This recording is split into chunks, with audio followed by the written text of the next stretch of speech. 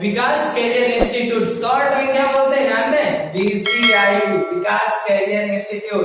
विकास career institute की ओर से मैं आप लोगों के लिए पॉलिटी सब्जेक्ट स्टार्ट कर रहा हूं। मैं सिर्फ आप लोगों के सामने आज सिलेबस पे फोकस करूंगा। आप लोगों को जो कि सिलेबस मिल जाएगा तो आपको पढ़ने का एक रास्ता मिल जाएगा, कैसे हमको आगे स्टेप बाय स्टेप पढ़ना है। क्योंकि विदाउट स्टेप पढ़ेंगे, एक पढ़ेंगे दूसरा बोल जाएगा, दूसरा पढ़ेंगे तीसरा बोल जाएगा। इसलिए स्टेप बाय स्टेप पहले मैं आप लोगों को सिलेबस बता देता हूँ। सिलेबस के बाद में स्टेप बाय स्टेप आपके 1 bye 1 per day video upload करूंगा, उसको आप लोग पढ़ते जाइएगा और अपनी नोट्स जरूर बनाइएगा। क्योंकि एक एग्जाम के लिए नहीं, जितने भी एग्जाम होते हैं, आप MPPSC ले लीजिए, SSC ले लीजिए, और उसके अलावा आप रेलवे, व्यापम, बैंक कोई भी ले सकते हैं। किसी भी एग्जाम में यदि आपके इंडियन कॉन्स्टिट्यूशन से एग्जाम आएगा, एग्जाम में क्वेश्चन आएंगे, ये सिर्फ जो मैं सिलेबस आप लोगों को बताऊंगा सिर्फ उसी सिलेबस से आएगा। उस सिलेबस के बाहर का बिल्कुल भी आपको एक क्वेश्चन देखने की जरूरत नहीं। तो चलिए डिस्कशन करते हैं आज सिलेबस पे। ठीक है, किससे सिलेबस की बात करना है? पॉलिटी। पॉलिटी मतलब राजनीति। भारत का संविधान, इंडियन कॉन्स्टिट्यूशन। इंडियन कॉन्स्टिट्यूशन में अब देखिए सबसे पहले कि भारत का संविधान स्टार्ट कहां से होता है। जहां से स्टार्ट होता है स्टार्टिंग पॉइंट से अपन शुरू करेंगे। सबसे पहले देखेंगे भारत का संवैधानिक विकास। क्या? भारत का संवैधानिक विकास मतलब हमारे देश में, भारत में संविधान की जरूरत हमें कहां से फील हुई और संविधान की जरूरतों के साथ साथ उसका विकास कैसे हुआ, कैसे हमें ऐसा समझ में आया कि हमें एक संविधान की जरूरत है, उसका विकास कैसे हुआ, क्या हमारे द्वारा हुआ या हमने ऐसी आवश्यकता महसूस की किसी और के कारण। तो इस पर पूरा चर्चा करेंगे। लेकिन भारत का संवैधानिक विकास मतलब भारत के संविधान का विकास किस प्रकार से हुआ। सिलेबस अर्थात आपका इंडियन कॉन्स्टिट्यूशन का फर्स्ट पॉइंट है, बिल्कुल फर्स्ट पॉइंट, भारत का संवैधानिक विकास। अब जो भारत का संविधान का विकास हुआ है, भारत के संविधान का विकास किसी एक स्टेप में नहीं हुआ बल्कि 2 स्टेप में हुआ है। वो 2 स्टेप कौन कौन से हैं? कंपनी के अधीन और ब्रिटिश क्राउन के अधीन। अब देखिए, अब आपके मन में पहले क्वेश्चन उठ गया हो, कैसे डायरेक्ट आ गए कि भारत संवैधानिक विकास में कंपनी के अधीन या ब्रिटिश क्राउन के अधीन। आगे कौन था, इनके पीछे कौन था भाई, इस पर तो चर्चा करेंगे। तो सबसे पहले देखिए, जो हमारे भारत के संविधान का विकास का पहला स्टेप माना जाता है 1600 ईस्वी। 1600 ईस्वी को मुझे नहीं लगता कि शायद कोई भी इंडियन भूल सकता है। क्यों? कमेंट में करके बताइएगा 1600 ईस्वी क्या है, मैं तो बता ही ना हूं। ठीक है, सबसे पहले देखिए 1600 ईस्वी में क्या हुआ था, आप लोगों को पता है? चलिए मैं बता देता हूं, आप लोग कमेंट पे जरूर बताइएगा। ठीक है, 1600 ईस्वी में ईस्ट इंडिया कंपनी का गठन भारत में हुआ था पहली बार। यहीं से हमारे भारत के संविधान का विकास स्टार्ट हो गया था धीरे धीरे। अब देखेंगे कैसे भारत के संविधान का विकास होता है। ठीक है, अब यहाँ पे सबसे पहले अब जो ईस्ट इंडिया कंपनी का गठन हुआ था उसी कंपनी ने सबसे पहले व्यापार करने आया। व्यापार के बहाने धीरे धीरे हमारे ऊपर शासन करने लगे। तो शासन करेगी, सबसे पहले कौन शासन करता है? कंपनी शासन करती है। मतलब कि अंग्रेज लोग जो थे वो इनडायरेक्ट रूप से हमारे ऊपर शासन कर रहे थे। क्योंकि वो कंपनी किसकी थी? East India company. East India company Britishers की थी और ब्रिटिशर्स कंपनी हमारे ऊपर शासन कर रही थी। मतलब इंडियन पर्सन कोई भी ये नहीं कह सकता था कि ब्रिटिशर्स हमारे ऊपर शासन कर रहे हैं, क्योंकि ब्रिटिशर्स उसको स्टेप में बांट दिए थे। सबसे पहला स्टेप क्या था? East India company. तो ईस्ट इंडिया कंपनी व्यापार के लिए आई हुई थी। तो लोग ये सोच रहे थे इंडियन लोग, क्योंकि इंडियन लोग भोले भाले थे। अपन यदि पहले का देखिए, यहाँ से लगभग 100 वर्ष, 200 वर्ष, 3 वर्ष, 400 वर्ष कि पहले के देखे तो इंडियन लोग बहुत भोले वाले थे और अंधविश्वास पर बहुत ज्यादा भरोसा करते थे। वही सारी चीजों को लेकर अंग्रेजों ने भरपूर इसका फायदा उठाया हम लोगों के ऊपर। ठीक है, तो यहाँ क्या है? कंपनी के अधीन। तो कंपनी के लोगों ने सोचा कि कंपनी हमें व्यापार करने आई है और वो कंपनी क्या करती, धीरे धीरे हमारे ऊपर एक शासक बन बैठी। ठीक है, और वही सबसे पहले जब कंपनी के अधीन हम लोग हो गए, मतलब हम लोग कंपनी के गुलाम हो गए। और कंपनी किसकी है? ब्रिटिशर्स की है, ईस्ट इंडिया कंपनी। जब ब्रिटिशर्स की है तो हम लोग इनडायरेक्ट रूप से ब्रिटिशर्स के ही गुलाम थे। ठीक है ना, बट इसको हम संविधान के विकास को 2 स्टेप में पढ़ेंगे, कंपनी के अधीन और ब्रिटिश क्राउन के अधीन। तो देखिए कंपनी के अधीन कब तक चला? कब तक कंपनी हम पर राज करती रही और उसके बाद कब से ब्रिटिशर्स पूरे भारत की बागडोर अपने हाथ में ले ली, इस पर देखेंगे। ध्यान से देखिएगा, एक बहुत इंपॉर्टेंट है, ठीक है ना, क्योंकि और यहाँ पर एक बात बता दूं, जो ब्रिटिशर्स थे, ब्रिटिशर्स की जो नीति थी वो नीति ऐसी थी, एक एक्ट के बाद दूसरा एक्ट, दूसरे एक्ट के बाद तीसरा एक्ट। ऐसा क्यों करते थे? ऐसा इसलिए करते थे कि लोग जब तक एक एक्ट को समझेंगे तब तक दूसरा एक्ट आ जाएगा, जब तक दूसरे एक्ट को समझेंगे तब तक तीसरा एक्ट आ जाएगा, किसी पर कोई बहस कर ही नहीं सकता, इसलिए। ठीक है, सबसे पहले बात करते हैं 1773 ईस्वी का रेगुलेटिंग एक्ट, ठीक है ना। तो कंपनी के अधीन जब शासन शुरू होता है तो सबसे पहले एक्ट बनता है कौन सा? 1773 ईस्वी का रेगुलेटिंग एक्ट, बहुत इंपॉर्टेंट है आपके एग्जाम के दृष्टि से, ठीक है। नंबर एक कौन सा है? 1773 ईस्वी का रेगुलेटिंग एक्ट। रेगुलेटिंग एक्ट में क्या हो?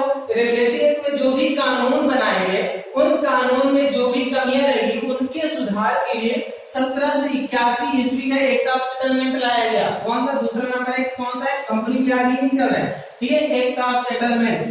फिर तीसरे स्टेप पे देखते हैं 1784 ईस्वी का पिट्स इंडिया एक्ट, ठीक है। इस एक्ट का पिट्स इंडिया एक्ट क्यों नाम रखा गया? क्योंकि उस समय पर जो ब्रिटेन के प्रधानमंत्री थे वो कौन थे? पिट्स ही थे, ठीक है, लॉर्ड पिट्स। तो 1784 ईस्वी का पिट्स इंडिया एक्ट यानी एक्ट ऑफ सेटलमेंट के बाद क्या लाया गया? 1784 ईस्वी का पिट्स इंडिया एक्ट। फिर उसके बाद चौथे नंबर पर कौन सा लाया गया? 1793 ईस्वी का चार्टर एक्ट। कौन सा? 1793 ईस्वी का चार्टर एक्ट।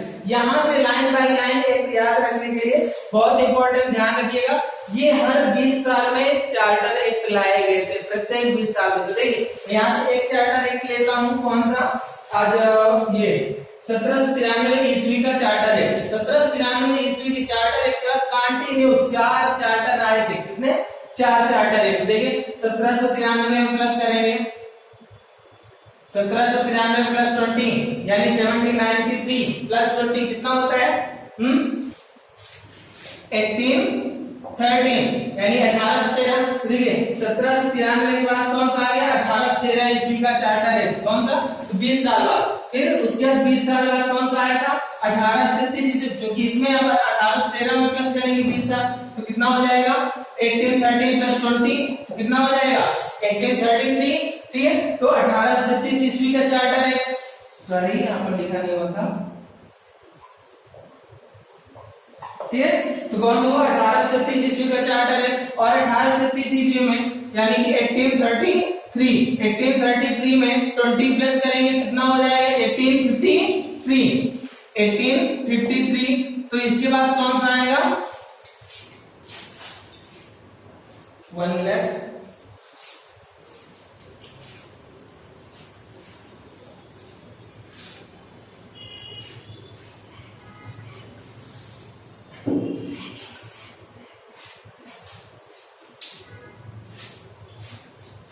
तो उसमें अपन 1833 प्लस 20 लिए तो कौन सा आया? 1853 यानी 1853 ईस्वी का चार्टर एक्ट, ठीक है।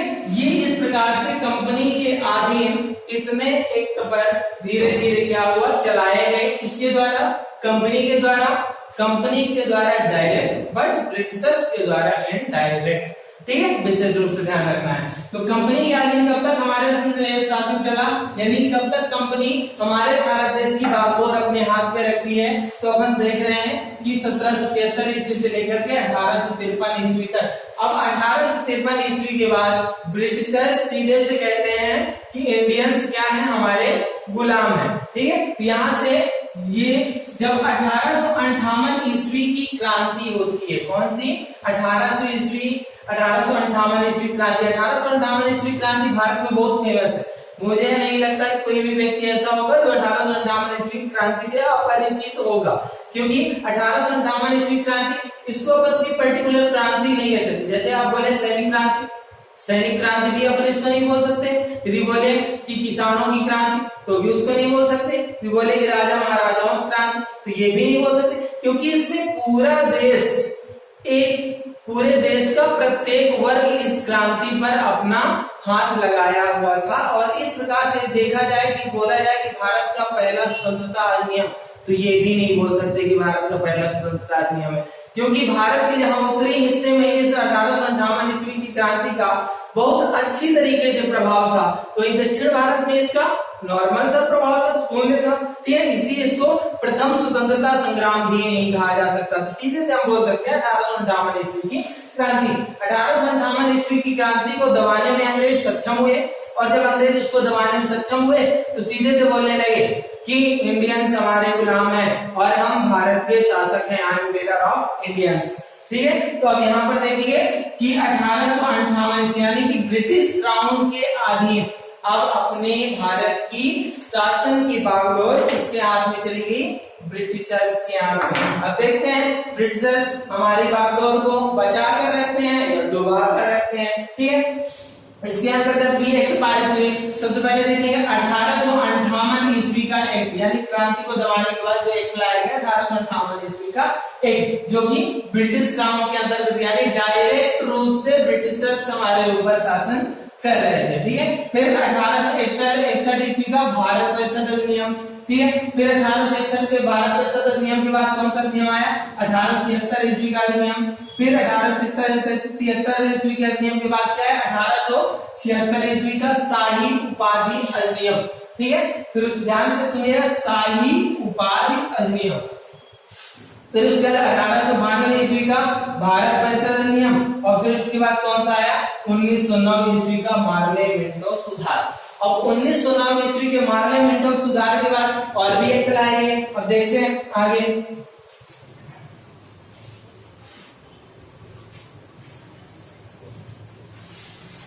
फिर उसके बाद आता है 1919 यानी कि 1919 ईस्वी का मॉन्टेग्यू चेम्सफोर्ड सुधार। कौन सा, मॉन्टेग्यू चेम्सफोर्ड सुधार, चेम्सफोर्ड सुधार, मॉन्टेग्यू चेम्सफोर्ड सुधार। और मॉन्टेग्यू चेम्सफोर्ड सुधार के बाद क्या आता है, 1935 यानी कि 1953 ईस्वी का भारत शासन अधिनियम,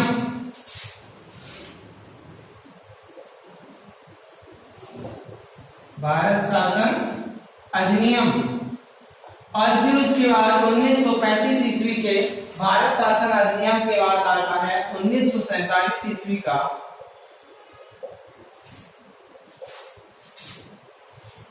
भारतीय स्वतंत्रता अधिनियम,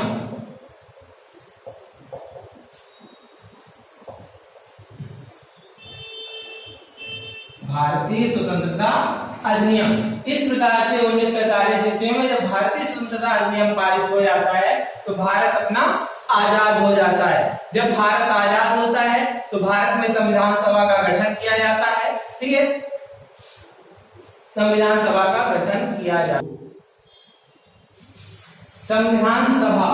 तो अब देखिए जब भारत अपना 1947 ईस्वी में आजाद हो जाता है तो भारत के आजाद होने के बाद भारत के स्वयं संविधान की जरूरत पड़ती है। तो भारत के संविधान की जरूरत पड़ती है तो संविधान सभा का गठन होगा। लेकिन जब भारत आजाद हो गया तो उसी दौरान बीच में भारत के आजाद होने से और संविधान के निर्माण होने तक हमारे देश की व्यवस्था किस संविधान के अनुसार चलती थी, तो भारत शासन अधिनियम, भारत शासन अधिनियम 1935 के अनुसार। इसको क्या कहा जाता है, लघु संविधान भी कहा जाता है। विशेष रूप से ध्यान रखिए, ठीक है। जब भारत अपना आजाद हो गया तो संविधान सभा का गठन शुरू हो गया। उसके पश्चात हम क्या बनाएंगे, संविधान सभा का गठन। और संविधान सभा के गठन जब संविधान अपना बनकर कंप्लीट हो जाता है तो संविधान बनकर कंप्लीट होने के बाद संविधान में क्या क्या चीजें हैं हम वही पढ़ना है, बस 5 मिनट और, ठीक है। तो यहाँ पर देखेंगे हमारे भारत में जो संविधान है, भारत के संविधान के अंतर्गत क्या क्या चीजें आती हैं। तो संविधान सभा पढ़ेंगे, कैसे उसका गठन हुआ और संविधान कितने दिनों में बनकर कंप्लीट हुआ, ये सब अपन पढ़ेंगे संविधान सभा के अंतर्गत, ठीक है। संविधान सभा के अंतर्गत पढ़ेंगे। अब इसमें आते हैं कहाँ, भाग, कि हमारे जो संविधान में संविधान जो बनकर हमारा कंप्लीट हुआ है उसमें कितने भाग हैं? तो ध्यान रखिएगा हमारे संविधान में कुल 22 भाग हैं। कितने हैं? 22 भाग। परंतु यदि गणना की दृष्टि से पूछ लिया कभी तो कि काउंट करें, जैसे आप देखें भाग 1, भाग 2, भाग 3, भाग 4, तो ये 4 है, लेकिन भाग 4 का, तो यदि हम 22 देखें तो वो भाग 4 और भाग 4 का वो एक ही है। लेकिन यदि काउंटिंग की दृष्टि से देखेंगे भाग, तो काउंटिंग की दृष्टि से तो भाग 1, भाग 2, भाग 3, भाग 4, भाग 4 का, भाग 4 का कौन से नंबर पे आता है? 5वें नंबर से। इस प्रकार से तो गणना की दृष्टि से कितने भाग हो जाएंगे? 25 भाग हो जाएंगे। ठीक है ना? संविधान में हमारे कुल कितने भाग हैं? 25 भाग है। अब संविधान में हमारे कितने अनुच्छेद हैं? अनुच्छेद मतलब आर्टिकल। ठीक है, कुल कितने अनुच्छेद हैं? 395 अनुच्छेद है। कितने हैं हमारे भारतीय संविधान में? 395 अनुच्छेद। परंतु आर्टिकल के सब आर्टिकल भी होते हैं, तो उनको भी यदि काउंट कर लिया जाए तो गणना की दृष्टि से कितने हो जाएंगे? काउंटिंग की दृष्टि से तो गणना की दृष्टि से 465 प्लस, यानी इससे भी ज्यादा, क्योंकि जितने संविधान संशोधन होते हैं हम लोग उतनी बार पढ़ते जाते हैं, इसको हमें एग्जैक्ट हम कभी नहीं याद रख सकते। ठीक है, पता चलेगा आज हम याद किए और कल फिर कोई संविधान संशोधन हो गया, उसी संविधान संशोधन के दौरान क्या हो गया? अनुच्छेद और बढ़ गया, तो हमारा याद करना फर्ज। ठीक है, तो कितना है? 465 प्लस। अब इसके बाद अनुसूचियों की बात करें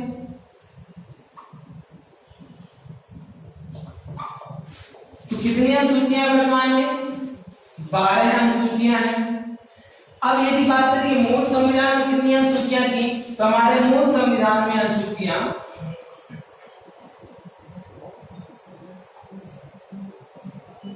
मूल संविधान में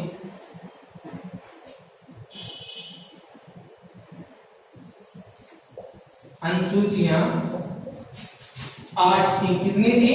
यानी कि हमारा जब हमारा संविधान बनकर कंप्लीट हुआ था तो कितनी अनुसूचियां थी? 8 अनुसूचियां थी। फिर उसके बाद संविधान संशोधन कर करके कितनी हो गई? 12 अनुसूचियां हो गई।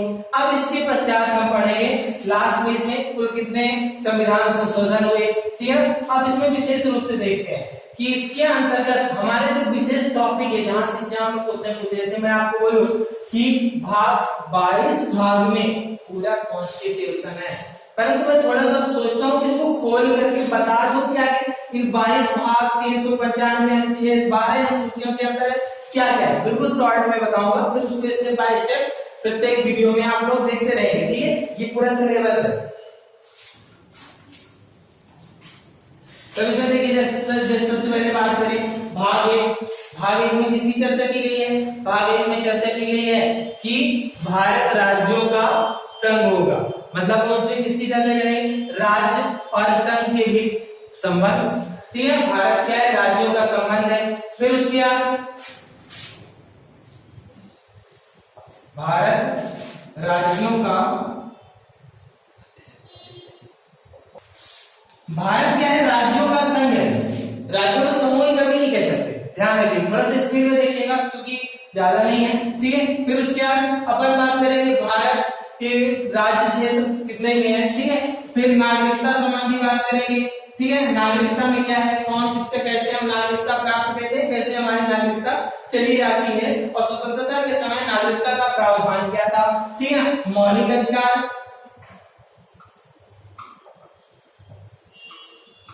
मौलिक अधिकार फंडामेंटल राइट्स। मौलिक अधिकार में क्या होता है? मौलिक अधिकार में आपको कितने अधिकार दिए गए हैं कि आप भारत में रहेंगे तो आपको ये अधिकार प्राप्त होगा। ठीक है, जब मैं आपको मौलिक अधिकार के एक पर्टिकुलर वीडियो बनाऊंगा तब आपको बताऊंगा कि कितने अधिकार भारत में रहने वाले लोगों को मिलते हैं और जो विदेशों से भारत में आते हैं उनको कौन कौन से अधिकार मिलते हैं, सारी बात करेंगे। ठीक है, बस थोड़ा पेशेंस बनाए रखना है। मौलिक अधिकार के बाद मौलिक कर्तव्य, मौलिक कर्तव्य। ठीक है, फंडामेंटल ड्यूटी, आपकी क्या क्या कर्तव्य है जब आप भारत में रहेंगे तो क्या क्या आपको करना होगा। ठीक है, क्या क्या आपकी ड्यूटीज होंगी। ठीक है, संसद पर बात करेंगे। ठीक है, संसद में अपन लोकसभा, राज्यसभा और राष्ट्रपति, इन सब पर बातें करेंगे। राष्ट्रपति हो गया, फिर उसके बाद उपराष्ट्रपति, प्रधानमंत्री, प्रधानमंत्री के बाद राज्यपाल, राज्यपाल के बाद मुख्यमंत्री, मुख्यमंत्री के बाद संविधान संशोधन या समितियां, समितियां और संविधान संशोधन, संविधान संशोधन।